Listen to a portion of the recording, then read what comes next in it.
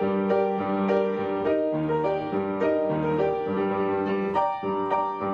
avant de commencer cette partie spoiler, je me suis aperçu que dans ma critique, j'avais oublié deux trucs que j'avais aimé. J'adorais le rôle d'Oscar Isaac. Bon, on le voit pas beaucoup dans le film, raison pour laquelle je l'ai sûrement oublié. Son personnage est vachement bien, il le joue avec une classe énorme, donc ça je trouve ça cool. Et BB-8, le petit robot, je pensais que ça allait être un truc tout pourri, et en fait il est vachement bien. Moi j'aimais pas tellement C3PO et R2D2, et là BB-8, vraiment j'ai beaucoup aimé, et j'ai oublié de le dire, donc voilà.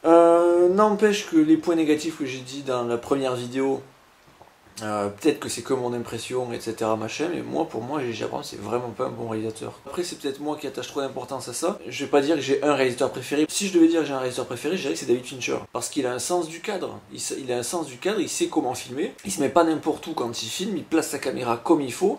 Et il abuse pas des mouvements de caméra pour camoufler le fait qu'il sait pas comment filmer en fait. C'est pas parce que toutes les 10 minutes tu fais un super beau plan, super bien composé, que t'es un bon réalisateur. Si on prend les plans de David Fincher, on peut prendre plan par plan. On prend The Social Network et Gone Girl par exemple, qui sont ses plus grosses réussites d'un point de vue technique. Tous les plans sont réfléchis, c'est hallucinant. Alors peut-être que je suis trop habitué à David Fincher et que du coup j'ai du mal avec les réalisations séries télé. Mais moi, je reste convaincu que J.J. Abrams n'est pas un bon réalisateur. Et c'est un réalisateur qui ne rentrera pas dans les mémoires, comme peut l'être par exemple un Spielberg, ou pourra être un Fincher, etc., etc. Et quand je pense que Matthew Vaughn était dans la course pour réaliser Star Wars 7, et qu'on l'a viré, alors que lui aussi, il a le sens du cadre, le sens de l'image, et en plus il a le sens du rythme. David Fincher a un rythme assez lent, alors que Matthew Vaughn a un sens du rythme. Quand la scène nécessite d'être lente, il arrive à créer une scène lente. Quand la scène a besoin d'être hyper rythmée, il arrive par sa réalisation à rendre le truc hyper rythmé, etc., etc. Matthew Vaughn aurait été un choix génial pour ce film. Le truc c'est que Matthew Vaughn, il aime bien être un peu borderline, et que pour Star Wars, ça l'aurait pas fait. Donc c'est le problème. Donc quand on dit que J.J. Abrams c'est un génie, alors qu'à côté de ça, on a proposé le film à David Fincher, qu'il a très vite décliné en disant pour moi, la saga Star Wars c'est R2 et C3PO, voilà, qui passent de main en main, et puis quel que soit le propriétaire, à la limite on s'en fout, donc forcément on l'a pas voulu. David Fincher aussi, moi je fais une aparté là, mais on lui a proposé Spider-Man aussi, avant Sam Raimi. Et il l'a pas refusé, il a dit ok, je fais Spider-Man. Par contre, on fait un générique de début qui retrace la mort de Gwen Stacy, où on explique comment il est devenu Spider-Man vite fait, un peu comme le générique de l'incroyable Hulk. Dans le générique de début, on explique comment il est devenu Spider-Man, on explique que Gwen Stacy est morte, et le film commence là. Et la première scène du film, c'est la mort de Mary Jane. Et donc forcément, les producteurs, ils ont dit, ça va pas ou quoi. Non, on a besoin des effets spéciaux pour le public masculin, et puis on a besoin d'une histoire d'amour pour le public féminin, donc ça va pas du tout, c'est pas commercial, etc. Donc lui, il voulait commencer le truc comme ça. Et en plus que Peter Parker ne soit ni au lycée ni à la fac, qu'il soit adulte. Sachant qu'à mon avis, il aurait pas abusé des effets spéciaux, et ça aurait été plus centré sur la psychologie du personnage que sur le truc. Bref, je vois que ça fait 8 minutes que je parle et j'ai encore rien dit du film. Donc, je vais essayer d'arrêter de faire la digression et je vais y aller. Premier truc qui m'a tué, c'est Kylo Ren qui parle au masque brûlé de Dark Vador. Il s'adresse à lui en disant « Remontrez-moi une dernière fois le côté obscur, je suis tenté par le côté lumineux. J'ai vraiment envie d'être du côté obscur, mais je suis tenté par le côté lumineux. » Et ça, en pure critique, les mecs disaient que c'était super intéressant. Alors premièrement, on dit intéressant pour dire j'ai aimé, mais ça fait plus intelligent de dire c'est intéressant que de dire oh ça j'ai aimé, point final, parce qu'il n'y a plus rien à dire là-dessus. Si on développe ce point-là, c'est totalement stupide. Parce que le côté lumineux, ça veut dire servir les autres, ça veut dire ne pas avoir de femme, ou d'homme si on est une femme, ça veut dire du coup ne pas avoir d'enfant, ça veut dire faire passer ses envies, ses désirs après les intérêts de la République, des autres, etc., etc. Donc on est dans un truc altruiste, et l'altruisme, c'est quelque chose qui nécessite de faire des efforts, et pour être altruiste comme le sont les Jedi, c'est pas quelque chose de naturel, ça passe par la maîtrise de soi, la maîtrise de ses désirs, la maîtrise de ses pulsions, etc., etc. Alors que le côté obscur, c'est tout le contraire, ça veut dire vous avez du pouvoir, à la place de vous brider à vous et servir les autres avec le pouvoir que vous avez, ça veut dire servez vos propres intérêts. Donc ça, c'est quelque chose qui est beaucoup plus naturel. Donc quand on est du côté lumineux, c'est normal d'être tenté par le côté obscur. Parce qu'enfin, on arrête de penser aux autres, etc., qui nous rendent pas forcément l'appareil, et enfin, on utilise les pouvoirs pour soi-même et pour sa vie, parce qu'on vit pas éternellement, même pas les Sith, même pas les Jedi. Autrement dit, être un Jedi, quelque part, c'est un peu passer à côté de sa vie, alors que le côté obscur, ça veut dire profite de ta vie, fais ce que tu as envie, et puis voilà. Donc, c'est tout à fait normal d'être tenté par le côté obscur, c'est totalement débile d'être tenté par le côté lumineux. Ça n'a aucun sens. À la fin d'Harry Potter et la Coupe de Feu, il y a Voldemort qui revient, et il y a Dumbledore qui dit il va tous falloir maintenant qu'on choisisse dans quel camp on veut être, soit dans le camp du bien, soit dans le camp de la facilité. Et là, il a tout résumé. Être égoïste, c'est le truc le plus facile. Tu penses à tes intérêts, et puis voilà. Et tes intérêts ne sont pas forcément croisés avec les intérêts du bien. Les intérêts du bien nécessitent qu'on mette nos intérêts personnels de côté. Donc voilà, c'est pour ça qu'il dit entre le bien, qui est une difficulté, et la facilité. Donc voilà. Donc pour moi, c'était une bêtise, mais une bêtise colossale. Ils ont juste pris le truc d'être tentés par le côté obscur, et puis là ils ont dit ce serait intelligent si on l'inversait, mais ils n'ont pas réfléchi au-delà de ça. Donc pour moi c'est totalement stupide. Ensuite, un personnage que j'ai aimé, j'ai oublié de le dire dans le truc, c'est le personnage de Maz, qui est joué par Lupita Nyong'o, je sais plus. Et c'est super marrant parce qu'en 2013 je crois, je suis pas sûr de la date mais je crois que c'est 2013, elle a été élue femme la plus belle du monde.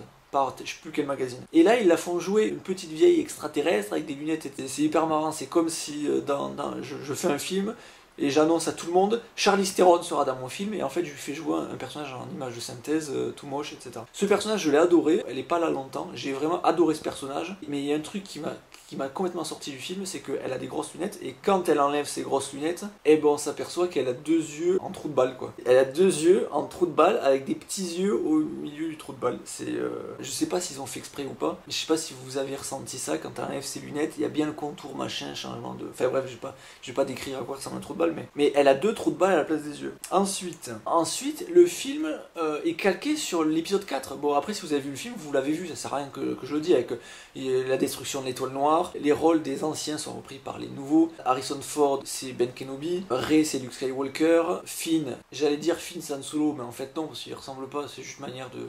C'est ça, Sherlock Holmes dans les bouquins, il dit c'est une erreur d'être théorisé avant d'avoir récolté tous les faits, parce qu'on triture les faits pour les faire entrer dans la théorie plutôt que d'accorder la théorie aux faits. Donc, Rey, c'est Luke Skywalker, clairement. Enfin bref, le scénario est calqué et vous le verrez que c'est carrément calqué. La mort d'Han Solo... La mort d'Han Solo, je l'ai vu arriver à 10 000. Et le truc, c'est que il y a de la musique pendant tout le film, et à ce moment-là, il n'y a plus de musique. Donc à ce moment-là, le moment où il commence à marcher sur la passerelle, je me suis dit, ça y est, il va mourir. Et là, j'ai eu le cœur qui a accéléré, etc. Et ce qui a fait que je me suis pas dit non quand il meurt, alors que je savais qu'il allait mourir, mais ça n'empêche pas d'être dégoûté parce qu'un personnage meurt. Il y a deux choses. Premièrement, c'est que le personnage est pas iconisé par le film, ou très mal en tout cas. On fait des petites blagues au fait qu'il est contrebandier, etc. Mais c'est mal filmé à ce moment-là, c'est mal dialogué, donc ça fonctionne pas. Et puis, le moment où il arrive et qui a un face-à-face avec son fils, c'est super mal dialogué. Ils auraient dû nous faire croire qu'à un moment, Kylo Ren avait des scrupules et qu'il allait revenir du côté lumineux. Par exemple, qu'à un moment, il commence à pleurer, peut-être d'un œil, pas forcément des deux, mais pas pleurer d'un œil, qu'il attrape son père comme dans Gladiator, où il prend son père dans les bras, Joaquin Phoenix, et puis finalement il le serre, il finit par le tuer. Bon, là, je dis pas qu'il aurait dû le serrer, l'étouffer comme ça, là, et lui faire une clé de bras et lui faire un shampoing comme ça, en tenant sa tête sous son bras, mais il aurait pu le prendre, et puis là, d'un coup, le transpercer. Il aurait dû nous faire sentir qu'il y avait un espoir. Alors que là, il essaye, hein, il lui donne son sabre, mais il lui dit pas quoi faire avec. Il aurait pu lui dire tue-moi, puis Harrison Ford n'aurait pas voulu, par exemple. Harrison Ford aurait refusé de toucher le sabre, et puis au bout d'un moment, le regard de Kylo Ren se serait transformé, et il y aurait eu de la haine là-dedans, du genre tu veux pas me sauver, j'ai la haine, et puis après sa haine l'aurait aveuglé. Et là, il aurait fait l'inverse de ce qu'il aurait voulu faire à la base, c'est-à-dire se faire tuer à lui, et puis finalement il tue son père, et puis voilà. Je trouve que la mort d'Han Solo est foirée parce qu'il n'est pas iconisé dans le film, qu'on joue juste sur la nostalgie, et parce que la scène est super mal dialoguée à ce moment-là, et qu'il n'y a aucune... Il y a une tension au moment où il arrive sur la passerelle, où je me dis il va mourir, mais c'est mal finalisé. Donc au final, je suis en train de me dire ouais mais c'est pourri, mais ils auraient dû faire comme ça machin, et du coup je suis plus pris dans la scène à ce moment-là. Donc ça je l'avais dit, il y a la musique tout le temps comme cache-misère, à ce moment-là il n'y a pas de musique et c'est vachement bien. Ensuite du coup je parle de Kylo Ren, je vais parler de Kylo Ren. L'histoire de Kylo Ren, elle est, au début on l'iconise à mort, et puis après on commence à montrer que c'est un sale gosse, c'est-à-dire qu'il est énervé, puis il casse tout, il casse une console qu'il a devant lui, parce qu'il est un peu énervé, et il la pète à coups de sabre. Tu sais, dans un vaisseau spatial, je veux dire... il y a un jour, si le mec à chaque fois qu'il pète un câble, il pète tout sur son truc, il y a un moment il va toucher une conduite de gaz ou une conduite d'oxygène machin, tout l'oxygène va s'échapper et ils vont tous crever, bravo, bravo. À un moment il va toucher un réacteur ou je sais pas quoi, et puis finalement ils vont être bloqués dans l'espace, et puis voilà, tout le monde est bloqué, tout le monde va crever de faim. Bravo encore une fois. Donc ça, j'ai bien aimé ce côté, le mec qui retient pas sa fureur, qui en peut plus. Le problème c'est que quand on voit qu'il est jeune et que c'est un petit minot, enfin un petit minot, quand je dis un petit minot, c'est que bon, il est jeune et puis il est rasé de près. Pour un mec qui est un peu perturbé, se raser de près, c'est-à-dire que tous les matins le mec il se lève, il se rase comme ça.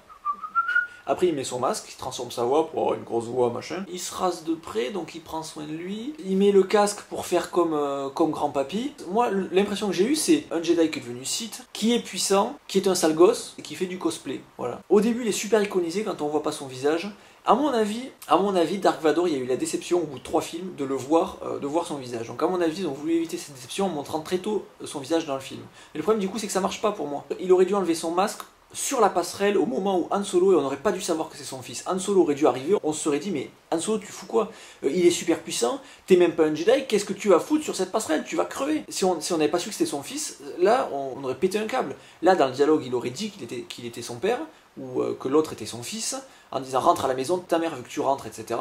Leia du coup aurait dit à Han ramène-le s'il te plaît, on n'aurait pas su de qui il parle, et puis à ce moment-là on aurait compris, on aurait dit oh putain non. Donc là ça aurait été vachement classe. Et là, il aurait dit « laisse-moi te voir, laisse-moi te regarder », et là, il aurait enlevé son masque. On dit, là, il y aurait une sorte de soumission à son père. Là, on aurait pu se dire qu'il commence à revenir du côté de ses parents, et du coup, là, il l'aurait pris dans les bras, il l'aurait transpercé avec le sabre, enfin, le regard qui se transforme, le coup de sabre. Du coup, là, au niveau émotionnel, la scène aurait vachement bien marché, parce qu'au début, on aurait été terrifié que Han Solo aille défier le mec surpuissant qu'on a vu au début, en se disant « mais qu'est-ce que tu fous ?»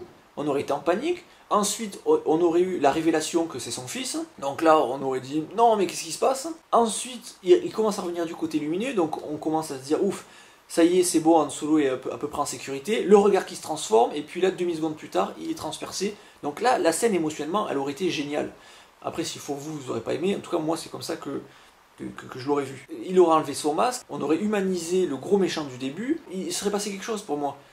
Et là, à la place, il enlève son casque pour la fille parce qu'elle lui dit s'il vous plaît, je peux voir votre tête? Ok, pas de problème, je défais mon masque, pas de problème, vous voyez, attendre 2 secondes, et puis hop, il enlève son masque, et puis voilà. Donc ça, j'ai trouvé ça carrément pourri. Et puis après, ça c'est le syndrome des traqueurs dans Harry Potter. C'est-à-dire que dans le bouquin Harry Potter, à chaque fois, les détraqueurs, on les appelle les gardiens d'Azkaban. Jamais on dit les détraqueurs. Et puis dès que Harry voit un détraqueur, à ce moment-là, tout le monde les appelle les détraqueurs. Plus personne dit les gardiens d'Azkaban. Et bien là, c'est pareil, personne ne voit son visage à Kylo Ren. Et par contre, à partir du moment où la fille lui demande d'enlever son casque, qu'il a enlevé une fois son casque, alors là c'est la fête du slip et il enlève tout le temps son casque. Donc on comprend pas le truc, sachant qu'il met le casque pour faire peur, etc. Et là il enlève tout le temps, c'est-à-dire qu'il s'adresse à son maître avant avec le casque, et puis la scène d'après où il a enlevé son casque pour montrer son visage à la fille, il s'adresse à son maître. Il a plus son casque. Le public a vu son visage, donc ça sert plus à rien d'iconiser le personnage avec ce casque ou quoi, du coup après il le porte plus. Après il le remet, bon. Après un autre truc dans le genre je filme un truc métaphysique, machin, sans expliquer ce que c'est, machin. La scène où Rey, elle touche le sabre laser de Luke qui est dans une boîte. Surtout que ça me tue, c'est vraiment le truc. Vous allez vous garer dans un parking, combien de chances vous avez d'être garé à côté d'une personne que vous connaissez? Quasiment aucune. Maintenant, vous êtes dans une ville, vous garez n'importe où dans la ville, combien de chances vous avez de vous garer à côté de quelqu'un que vous connaissez? Alors c'est pire, maintenant vous faites ça à l'échelle d'une planète, c'est encore pire. Et bien là, ils vont boire un coup sur une planète machin, et comme par hasard, dans le sous-sol, il y a le sabre laser de Luke, et comme par hasard, il y a Rey qui, à mon avis, est la fille de Luke. Enfin bref, et elle tombe sur le sable de papa, ou peut-être pas. Et là, il y a une vue métaphysique pour nous expliquer ce qui s'est passé, que Kylo Ren a tué les Jedi, etc. Et ce moment, il est complètement pourri. La réaction de Rey est complètement pourrie à dire non, non, non, je ne veux pas récupérer le sabre, parce que ce que j'ai vu, c'est trop horrible, je veux pas. C'est quoi cette histoire? Donc, cette vision métaphysique de ce qui s'est passé, je trouve que c'est vraiment... Ça me fait penser aux visions dans Divergente. Mais dans Divergente, ça a un sens, parce qu'on est dans la rêve, et du coup, les transitions sont bizarres, comme ça on passe d'une chose à l'autre sans cut, c'est juste les choses qui se transforment. Et là, ils font ça, mais c'est pas expliqué, on sait pas pourquoi. C'est fait pour nous raconter ce qui s'est passé de manière trop bien faite, techniquement, et super jolie. Mais c'est incohérent avec l'univers, ça me fait penser, quand Alfonso Cuarón a réalisé Harry Potter 3, il a voulu mettre plein de trucs dans le film. Et à un moment, il a voulu mettre Flitwick en chef d'orchestre, qui dirige une chorale qui est dans une toute petite boule, et ce serait une mini-ville, et ce seraient des mini-gens qui vivraient dans cette boule. Quand Alfonso Cuarón a soumis l'idée à J.K. Rowling, elle a dit « Ok, c'est super visuellement, mais c'est pas cohérent avec mon univers. » À un moment, mon univers, il a des bases, là, tu es en train de foutre les bases en l'air. Donc il faut pas faire n'importe quoi non plus, sous prétexte que c'est joli. Et là, c'est exactement la même chose, c'est n'importe quoi, pour moi. Et je trouve que ça fonctionne pas, ça fonctionnait beaucoup mieux.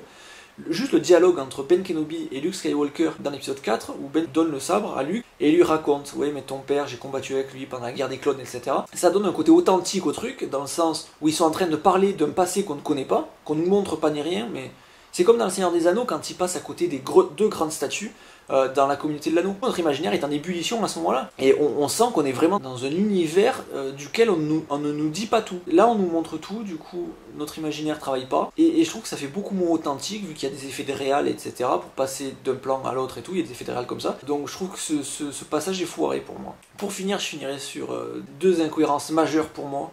À la fin du film, il y a un combat de sabre. Un combat de sabre entre un seigneur Sith qui maîtrisait la force du côté Jedi, qui a basculé du côté obscur, donc qui est encore plus puissant parce qu'il a plus de code moral. Il est encore plus puissant, donc ok, il est blessé. D'ailleurs, j'aime bien quand il est blessé. On dirait un peu Tim Roth dans Rob Roy, où il se bat contre Liam Neeson.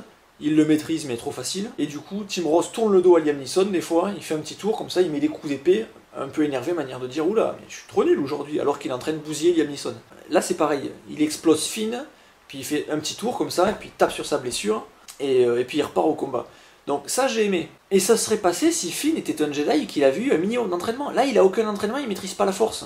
Il peut juste pas se battre au sabre laser, c'est incohérent avec le reste de la saga. Alors je sais, Star Wars ça n'existe pas, les sabres laser ça n'existe pas, il n'y a pas de raison de s'emballer, etc.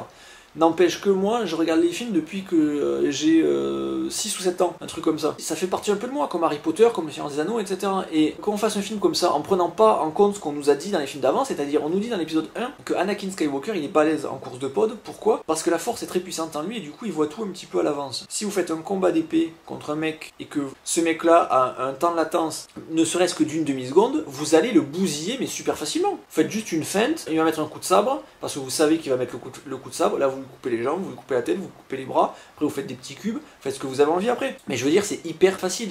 C'est comme un mec qui jouerait en ligne, et l'autre mec, il aurait une connexion toute pourrie, et du coup, il agrée à mort. Enfin, il agrée d'une demi-seconde.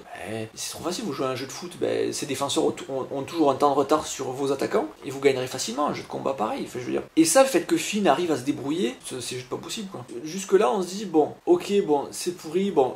À la limite, on peut l'accepter. Et juste après, il y a Rey qui se réveille. Et là, par contre, c'est la fête du slip, elle maîtrise la force. Elle fait venir le sabre à elle. Ce plan, Kylo Ren, on voit qu'il est faible. Il essaye de faire venir le sabre. Le sabre n'arrive pas à venir vers lui. Le sabre vibre, un peu comme dans l'épisode 5. Et là, je pensais que le sabre allait aller vers Kylo Ren et que Rey allait arriver et il allait avoir la main qui allait choper le sabre à la place de Kylo Ren et qu'elle allait l'allumer et commencer à se battre, etc. Donc ça, déjà, ils le font pas, c'est foireux parce qu'en fait, c'est Rey qui est 10 fois plus loin que le Seigneur Sith qui est super entraîné et qui lui n'arrive pas à faire venir le sabre. C'est Rey qui arrive à faire venir le sabre et ensuite, elle se bat contre Kylo Ren juste après. Et elle gagne en plus.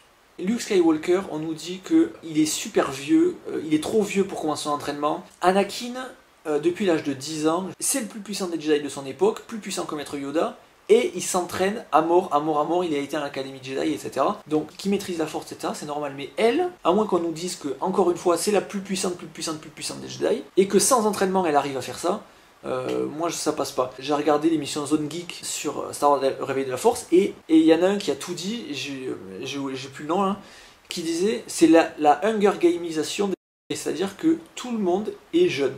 C'est clairement un film d'adolescent, c'est-à-dire que les héros sont jeunes et les méchants sont jeunes. Et puis c'est une histoire de jeunes finalement. Tout le monde est jeune et puis voilà. Et dans cette logique-là, de faire un film pour jeunes, on gomme totalement l'aspect travail, maîtrise de soi, etc. Enfin, on dit la génération Y, tous des feignants, machin truc, etc. Et dans ce film, il y a un peu de ça. Il y a un peu de ça, du genre, si on montre un Jedi qui travaille, etc., pour maîtriser la force, qui galère et tout, ça va pas plaire. Donc, il faut que ce soit quelqu'un qui maîtrise la force de manière innée, comme ça, sachant que cette personne-là, dans le film, elle savait même pas que les Jedi existait, elle croyait que c'était une légende. Et elle maîtrise la force d'un coup. Maîtriser la force, ça demande un apprentissage de longue haleine. Et elle, en 3 secondes et demie, en ayant entendu parler quand elle était petite, elle devine comment ça marche et elle maîtrise la force. Et le moment où elle est attachée et qu'elle dit « Tu vas me libérer, tu vas laisser la porte ouverte en sortant et tu vas laisser tomber ton arme », ce moment-là, je l'ai lu hier, je le savais pas. Le Stormtrooper, qui c'est qui le joue? Petit moment de suspense. C'est Daniel Craig qui joue James Bond. C'était tenu secret, et puis c'est Simon Pegg qui a fait une boulette à un moment en disant que Daniel Craig était venu jouer un rôle. Donc voilà, à vérifier, mais j'ai lu ça hier, apparemment c'est du sûr. Donc ça c'est super. Ah oui, et je vais terminer par la fin du film. La fin du film, elle est magnifique, elle est absolument géniale. Ce qui m'a saoulé, c'est qu'on a toute la frustration dès le début du film, dès le texte de début, on nous dit le but du film c'est de trouver Skywalker. Ok. Rey arrive sur l'île de Luke Skywalker. Luke Skywalker est génial, mortel.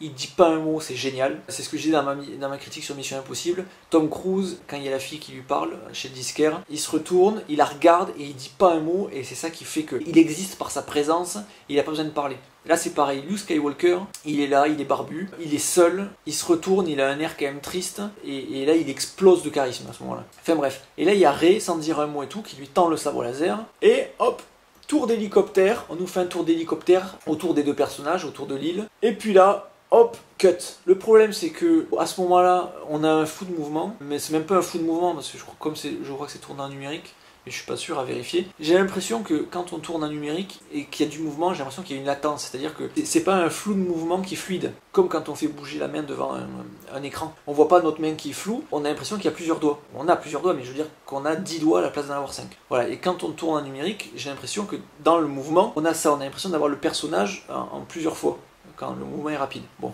Et là, ce tour en hélicoptère, du coup, ça fait une image qui est moche, un peu saccadée, et le film se termine là-dessus. Moi, j'aurais vu le film terminer différemment, c'est-à-dire que Rey tend le sabre, Luke la regarde, contre-chance sur Rey qui a toujours le sabre, et là, le sabre lui échappe de la main, retour sur le plan de Luke Skywalker attrape le sabre, et au moment où il attrape le sabre, on n'a même pas une demi-seconde où il a le sabre en main, et là, cut, et là t'as qu'une seule envie, c'est être en 2017 pour voir le film suivant, et voir Luke qui revient dans le game. Yo, si tu veux, quelque part. J'ai dit que je mettrais 4 ou 5 à ce film. En réalité, ce film, je l'aime. Je l'aime, mais comme j'aime l'épisode 1, l'épisode 2, l'épisode 3, l'épisode 4, l'épisode 5, l'épisode 6. Je l'aime parce que c'est Star Wars, et que j'aime Star Wars. Et que même si je trouve tous les défauts qu'il y a dans le film, et que tous les défauts dans le film me gâchent le plaisir de voir le film, et bien quand j'ai vu le film, j'ai quand même mon imaginaire qui travaille après. Comme on dit, avec le temps, tous les souvenirs sont bons. Et quand on vit une chose, on voit tous les petits travers de la chose qu'on vit. On a des petits problèmes, on pense à aux problèmes d'argent, aux problèmes relationnels, aux problèmes sociaux, etc., qui nous gâchent le plaisir au moment où on vit la chose. Et puis après, avec le temps, on se souvient de la chose et on se souvient pas de tous ces petits parasites qui viennent nous gâcher le plaisir de la chose. Plus le temps passe et plus on aime cette chose parce qu'elle est débarrassée de tous ces petits parasites. Et là c'est ça, pendant tout le film, quasiment je me suis dit ça va pas, et ça va pas, nom de Dieu, mais ça aurait coûté quoi de soigner ça, ils auraient pu mieux écrire le scénario, etc. Ça aurait pas été compliqué de faire en sorte que le scénario soit meilleur, ou de partir sur quelque chose de nouveau à la place de faire un plagiat à l'épisode 4. Donc tout ça me gâche le plaisir quand je vois les films, il y a des défauts dans tous les films, et au moment où je vois les films, j'arrive pas à les aimer, j'attends une journée, j'attends une semaine, et puis plus le temps passe, plus j'aime les films, et là, le film, pour ce qui me fait ressentir quand je vois le film, je lui mets 4, à cause de tous les défauts qui me sortent du film. Mais il suffit que j'attende 2 jours et j'ai envie de lui mettre 10, parce que j'aime l'univers, j'aime tout ça, et que j'ai envie de m'y replonger dedans. C'est comme Harry Potter, c'est comme Le Seigneur des Anneaux, c'est des univers alternatifs dans lesquels on se plonge. C'est pas on voit le film, on est dans le film quand on le voit, et puis après on en sort, et puis hop, on passe à autre chose. C'est des univers qui nous habitent quelque part. C'est-à-dire, ça fait un peu partie de nous, quoi. C'est pas que j'aimerais ne pas aimer le film, c'est que factuellement, je l'aime pas des masses, ce film. Comme les autres, en fait. Mais malgré tout, il n'y a rien à faire, je l'aime quand même. Donc voilà, j'ai sûrement pas tout dit, il y a plein de trucs, et je retournerai voir le film sûrement. C'est ça qui m'énerve, c'est que comment ils peuvent savoir que le film a été foireux si je vais le voir 2 fois et que je paye 2 fois pour le voir. Ben ils le sauront pas. Mais bon, comme J.J. Abrams se dégage pour la prochaine fois, et quelque part, je les encourage pas à reprendre J.J. Abrams. Donc ça, c'est bien. Donc voilà, j'espère que vous avez déjà vu le film, parce que sinon, je vous ai salement spoilé. Et tant pis pour vous, vous n'avez qu'à pas regarder cette critique. Voilà, à plus.